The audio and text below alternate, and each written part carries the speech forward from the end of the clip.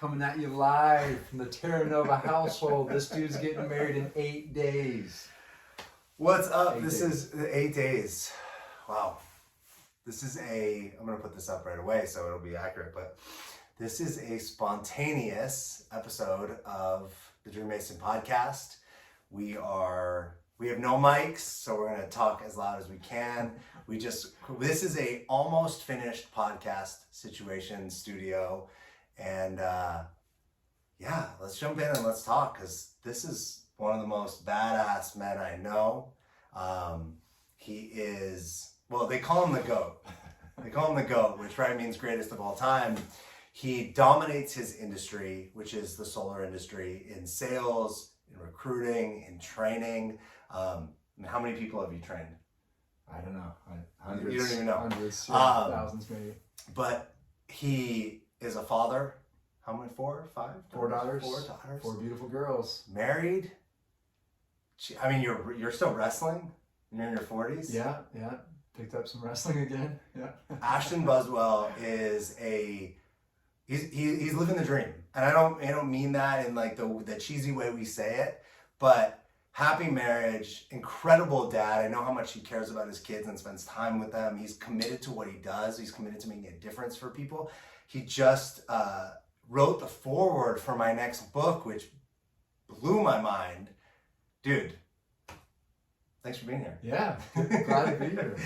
Fun to be at the house, fun to the studio, the beginnings of it. I love it. Thanks for, you're the first person to do this. Like I said, we're not even finished in setting it up. And you and I have worked together for 4 years-ish. Yeah, I've lost track. I asked my wife the other day. I'm not exactly sure. 3 years, 4 years? So really, let's quickly, if I ask you really quick, you're someone who I relate to as, you don't need a coach. You choose to work with me. You choose to have the accountability, to spend the money, to have somebody checking your blind spots, to have me calling you out. Yeah. Why? What's the point?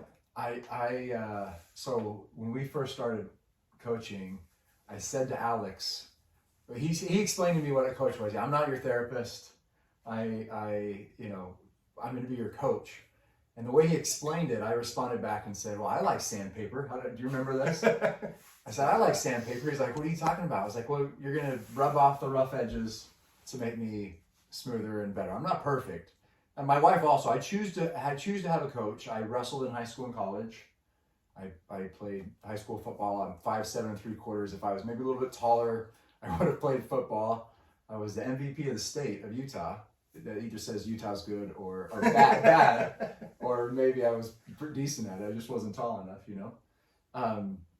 But she said to me, "You've had a coach for your whole life, and you've done well with that. You've had somebody that even though I won nationals as a freshman with a broken hand in wrestling, in college and junior college, but I had a coach, right? Yeah. And a coach I was better than my coach in wrestling." Sure. But I learned from my coach, and I love the idea of having things, the sandpaper, right? Yeah. We talk about stuff. Sometimes I don't come with things that I'm really that prepared, and then we'll talk about something, and you'll point something out that will be a little tiny thing. Yeah. To me, yeah. And you're like, well, let's go there, and we dig deep, and by the end I'm like, freak! I didn't realize I was doing that thing that maybe wasn't serving me very well. I love the sandpaper thing, because if you think wood and sandpaper, well, you can use sandpaper on all different types of materials, right? Right. But neither one is better than the other. Neither one is stronger than the other. But one is able to have an impact on the other that makes, right? We use it to make it more malleable, more effective, more potent, or strong, or whatever we want to, or feel better. Right. And I love. And it can't do itself. Yeah, exactly. Wood can't smooth itself out. Yeah, and I don't know that anyone else, maybe other people say this, I don't know that I've ever heard that before. That's a Buswell original.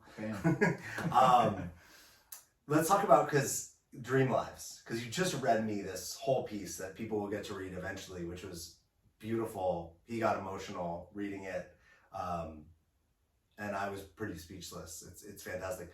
What do you think makes a dream life? I mean, in the forward, I wrote, and I believe that a dream life is your heart's desires becoming reality. And everybody's heart's desires are different. So it's not like your dream life and my dream life are exactly the same. Yeah. And I also think that a dream life, there's some struggle and challenge in a dream life. If our dream life is just cushy and lemonades and whatever at the beach, that's really actually pretty boring after a few days, you know? But there's some challenge and some struggle. So anyway, I think a dream life is your heart's desires becoming reality.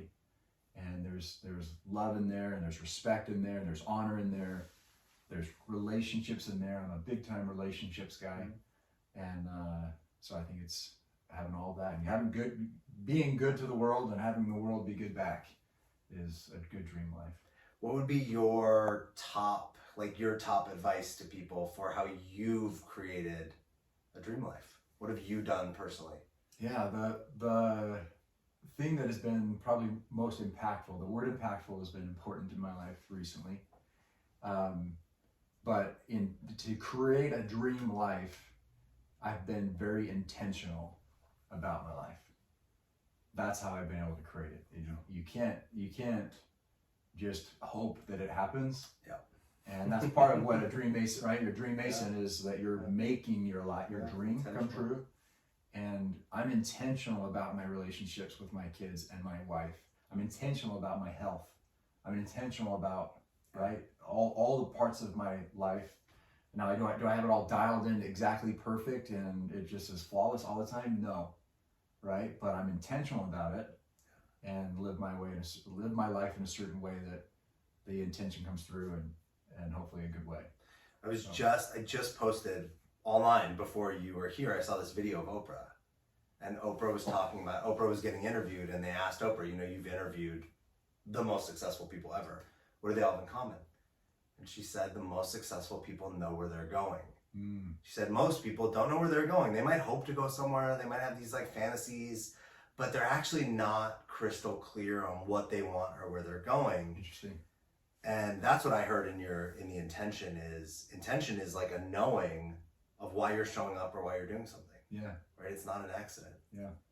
And I think it's in all areas of your life. When you dig down to happiness and living a dream life, there's a lot of categories, right? And there's a lot of, people will say you can break your life down into 4 or 5 areas, which are bigger areas, but within each of those areas, if you're not intentional about certain things, then it's not as progressive or as impactful than it could be if you really drill down and knew where, for this thing, I want to go this place, I'm going to declare it, I'm going to do it. Yeah. I also love, that's why, I love working with you, because a lot of people, they're just like, wait, I just want this result. And a lot of the stuff we get to do, and I know that you take on and you bring to your family, you bring to the people you train, it's not just about the result, it's how you're showing up and how you're being as a man, as a father, as a leader, as a husband. And so when I think about your intention, it's not just hey, I intend to make this much money. It's actually the way I intend to make money and have an impact and make people's lives better. I was just recently talking to somebody about this, and they have all these goals that they're really clear on, but they don't know the kind of man they want to be. So when get them there, the ship to get there, right? Yeah, and the compass of how you navigate those waters. There's a million ways to get to the same place. So when it comes to making money, you could do a lot of things out of integrity, a lot of shady things, a lot of things you're not proud of. You could also make money in ways that are so rigid and narrow that they're no fun. And then there's everything in between those two things. And then I think that having an intention or knowing the kind of man, father, partner, spiritual person you want to be, that's where the route comes from. That's, to me, where the magic of the intention. It's not in I want this much money by this date, which is what most people teach. That's great. But what about when the first storm comes or the first conflict? How are you going to be? How are you going to show up? Yeah, no, I love that. And I, as you're saying that, I'm thinking in my mind, Alex said I'm the goat of solar. Some people call me the I goat don't of say solar. he's the goat. He gets called the goat of solar by people in solar. There are people that are better than me. So I'm Phil Jackson. There are people that are better than me in my profession. people that sell better than me. But my goal, my intention is to be a really, really good guy and a really honest, full of integrity, authentic person. I'm doing this challenge. I posted out on all the social media outlets that I was going to do a crazy amount of sales in 5.5 days. And I'm 2 days into it. And right before this started, I got my first sale. So just barely, as we're sitting here, right? But I am authentic, and I'm showing people who I am in the process, whether I get it or not. Yeah. Right? And when people say, oh, you're the GOAT, I'll say to them sometimes, hey, look, I'm going to work my butt off for you to always think I'm the person that would be worthy of being called the GOAT. Now, do I think I'm the GOAT? I think there's better people than me, and I'm fine with that. But I'm always going to work to be the kind of person that somebody would say, I want to follow that guy, right? You can have some sleazy sales guys slinging whatever it is they're slinging, and it may not be exactly honest. Or you can have some guys that are really, really smooth, that are incredible salespeople, and that's awesome too. But I want to be looked at as somebody that's a man that's trying to become better every day, and a man that is wears his heart on his sleeve and loves and cares for people. And right, so like you said, instead of just the end goal of this amount of sales and this amount of money, what I'm really trying to do is be this person. Yeah. And then this person will eventually become whatever it is that I'm trying to get to. It reminds me of, I had a conversation with a guy the other day who wanted to hire me for something, but the way he wanted to hire me, I was like I can take the money, but I was like, I don't think you're going to get the result you want. It's not, imagine if I was like a personal trainer and you came to me and you're like, let's say you were 50 pounds overweight and you're like, dude, this is the body I want. And you show me a picture of Mark Wahlberg, right? And you're like, this is the body you want, you're 50 pounds overweight. And you're like, but I only want to work out for 1 week. I'll do whatever you want for 1 week, right? It's like, okay, that body. That's great. You'll do whatever I want. You'll eat what I want. You'll work out I want. But for 1 week, like it's impossible, right? I think like you have to say, a lot of people would just take the money and be like, fine. Right. Like I would say to somebody, listen, it's not going to happen, right? We are not going to give you that body 1 week. Now, if you want to work together for 1 week, I will kick your butt. We will have breakthroughs. We will see results, but we will not see that. Yeah. Maybe you want to continue afterwards. But I think there's something to me, like being able to look yourself in the mirror is like, hey, at the end of that week, when that person doesn't look like that, I want to be able to go, hey, I told you weren't right. Like, not about being right, but around being honest and authentic.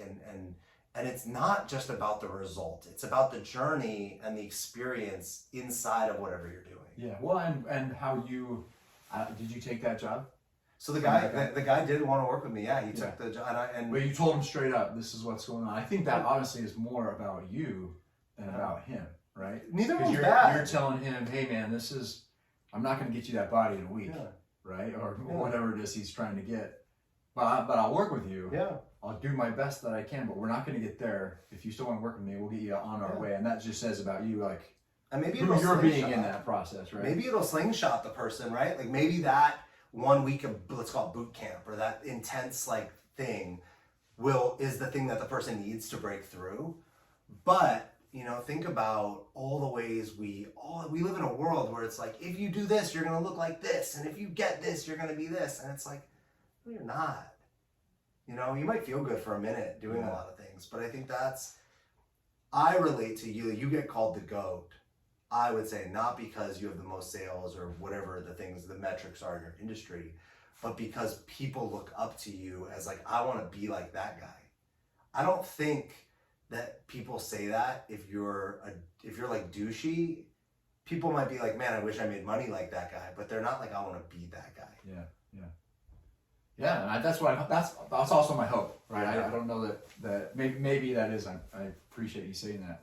Maybe that is the way that they feel about that, right? But my hope is that it's less about, I know a handful of people have more solar installs than me on a personal basis, right?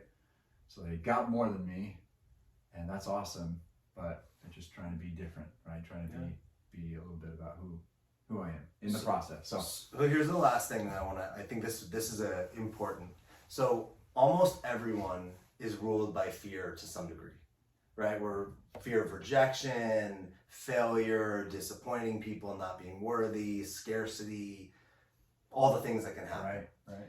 And in your industry, you do something that it would be terrifying for a lot of people. Not everyone, a lot of people can go knock on doors.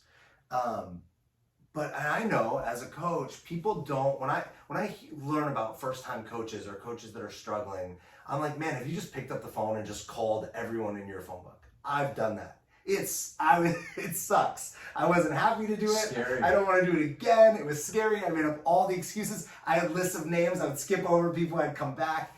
But I've done that when I started out, really, right? Yeah. And I know that you have gone and knocked on doors, just door knocking. And in your industry, that's a huge thing. And there's a lot of industries that could be. But what I notice is people often avoid the really simple thing that could get them a result that they don't have to do forever. You don't have to be the door knocker forever. You could not teach people how to door knock and then now you don't have to door knock, right? Right. But that foundational, important thing that's often really scary, might feel a little embarrassing and kind of basic and like rudimentary. Yeah. People avoid that. How do you get yourself, not only had you get yourself to do it in the past, but you still do it. Like you're not too good for that anymore. So what do you do with that, like that ego, right? All that stuff that comes up. Man, it's when I first started doing door-to-door sales, I was in my 20s. Is that right? Holy cow. Yeah. Just turned 41. And somebody said to me, they're like, you know what? I think it's awesome that you're doing this, but I'm also worried you're going to get good at it. I was like, why are you worried that I'm going to get good at it? That's like a good thing to get good at whatever it is you're trying to do for your profession, right? And he said, well, because if you don't want to pick up a binder when you're like 40 and be knocking on doors, and I'm 41. And sometimes when I don't knock a whole lot of doors because I've got to a stage where I don't necessarily need to do that and still get business and still train and all that stuff. But I'll go train and I'll go knock on doors. And sometimes in the back of my head, it's like, but you don't want to be 40 and be knocking on doors, right? Or 50 and knocking on doors. And the truth of the matter is it's a very simple thing. I think a lot of the fears that we have are mostly made up, right? Some can be real, mostly made up. Yeah, like there's a serial killer behind one of those doors. Could be, right? Yeah, but that could be real, right? But most of the time it's not. You might get hit by a car walking in the street. I might get those are real things that could happen. Yeah, but I might get made fun of that I'm 40 years old knocking on doors. Yeah. But I don't really care. Like where I've got to with that particular thing is I've gotten really, really good at it. I'm one of the best in the world at it. Yeah. And it doesn't matter if I'm old or not. That'll get in my head, and other things will get in your head, right? The hardest door for door knocking professionals is their car door, right? Opening the car door to start the day, because you're like, oh man, there might be a monster behind that door. Somebody might want to eat me. Like what if somebody does pull a gun on me? What if, and then you start getting all these monsters in your head. Once you open that door and go knock on somebody's door, most people are nice. Yeah. And most people are gonna smile at you when you smile at them. Yeah. And it usually works out. Sometimes people are not gonna be nice. And for my profession, when somebody's not nice to me, I give them the benefit of the doubt in my head, and I'll sometimes say it out loud, but most of the time I'll just say, they're just probably having a bad day. It's actually a really good person, they're just having a bad day, I caught them at the wrong time. That's it, move on. How do you get the new people, because I think this can apply to anyone in any industry, if they're afraid to do something that's like the kind of foundational type step, how do you get those people that you're in front of, that you're training, and they're like afraid, they're probably the same people that are afraid to walk up to somebody and ask a person on a date, right? They're afraid of a lot of this embarrassment, this rejection. What do you tell that person? Reps. Reps. If you want to get good at hitting a baseball, you have to stand in the batter's box and take lots of swings. Yeah. You can't overthink, oh man, but if I do this and if I hold it exactly like that, dude, just get in the batter's box and start swinging. And so it's like, well, but that doesn't help me with my fear, but it actually will. If you're just taking and if you think of it like that too, like I don't have to be perfect on this door, I just have to get a rep. Yeah. I don't have to be perfect asking that girl out, I just have to get a rep, right? When I when I The started. goal is just to do it, not to actually succeed. Yeah. Well, I remember when I was first starting to date and thinking about marriage, I took some girls on dates, and I was honestly thinking, and it wasn't to use the girl in any way, but it was like, I need reps. I need reps at being a good boyfriend, because I can't be a good husband if I'm not a good boyfriend first. Yeah. Right? So I need to get some reps. So let me start to take some girls on some dates, and let me, you know what I mean? So reps. Okay, so wait, I have one last thing too, because since we've known each other, a lot of my work has shifted into masculinity work and supporting men's retreats and whatnot. And I actually think it bleeds into all the work I've always been doing, right? We're always talking about the kind of man you want to be, the kind of, right? You happen to be a man, so that's the conversation.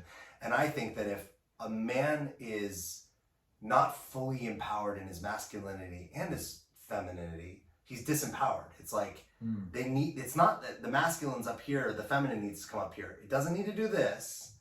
It's like this needs to come up. Or sometimes it's the opposite.